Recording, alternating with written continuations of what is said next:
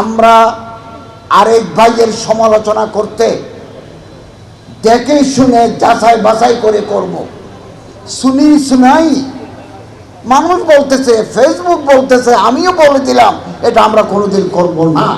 যে ওনার এই কাজ আমার পছন্দ নয়, আপনি আপনাকে প্রশ্ন করুন এই বিষয়ে আপনার জানা আছে কি না নাই, নিজকে প্রশ্ন করুন, তারপর আপনি অন্যজনকে প্রশ্ন করুন।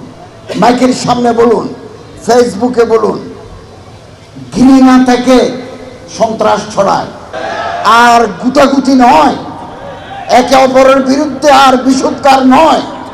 আসুন হাতে হাত মিলাই, পরিবেশ তৈরি হয়েছে ঐক্যবদ্ধ হওয়া। 54 বছর পরে এই পরিবেশ আসছে।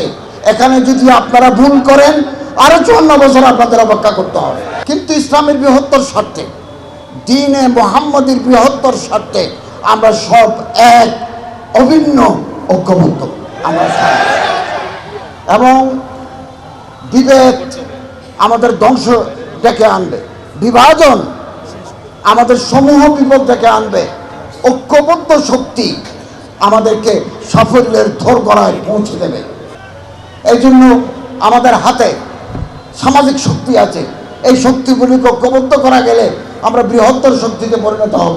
এবং দিনদার, পরহেজগার, আল্লাহওয়ালা, যাদের বুকের ভিতরে কোরআনের আলো আছে, এরকম মানুষকে যদি আমরা তৈরি করতে পারি, ম্যাজিস্ট্রেট হিসেবে, ডিসি হিসাবে, এসপি হিসাবে, সেনাবাহিনীর কর্মকর্তা হিসাবে, এমপি হিসাবে, স্পিকার হিসাবে, প্রেসিডেন্ট হিসাবে, প্রধানমন্ত্রী হিসাবে তৈরি করতে পারি, তাহলে এই দেশ উন্নতির পথে অল্প দিনের ভিতরে এগিয়ে যাবে ইনশাআল্লাহ।